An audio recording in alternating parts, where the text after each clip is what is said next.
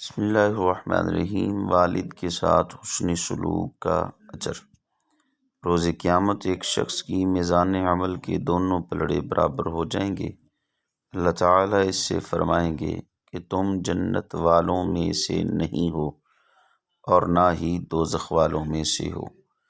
تو اس وقت ایک فرشتہ ایک کاغذ لے کر آئے گا اور اس کو ترازو کے ایک پلڑے میں رکھے گا اور اس کاغذ میں اف لکھی ہوگی، تو یہ ٹکڑا نیکیوں پر بھاری ہو جائے گا، کیونکہ یہ والدین کی نافرمانی کا ایسا کلمہ ہے جو دنیا کے پہاڑوں سے بھی زیادہ بھاری ہو جائے گا۔ چنانچہ اس شخص کو دوزخ میں لے جانے کا حکم کیا جائے گا۔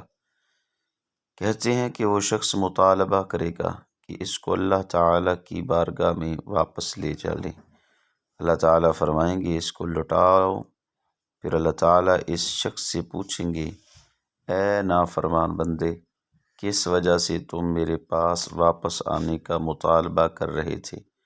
تو وہ شخص عرض کرے گا، الہی آپ نے تو دیکھ لیا، میں دوزخ کی طرف جا رہا ہوں اور اس سے مجھے کوئی جائے فرار نہیں۔ میں اپنے والد کا نافرمان تھا، حالانکہ وہ بھی میری طرح دوزخ میں جا رہے ہیں۔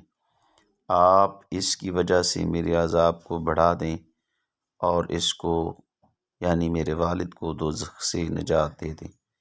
فرماتے ہیں اللہ تعالیٰ اپنی شان کے مطابق مسکرا پڑیں گے اور فرمائیں گے تو نے دنیا میں اس کی نافرمانی کی اور آخرت میں اس کے ساتھ نیک سلوک کیا، اپنے باپ کا ہاتھ پکڑو اور دونوں جنت میں چلے جاؤ۔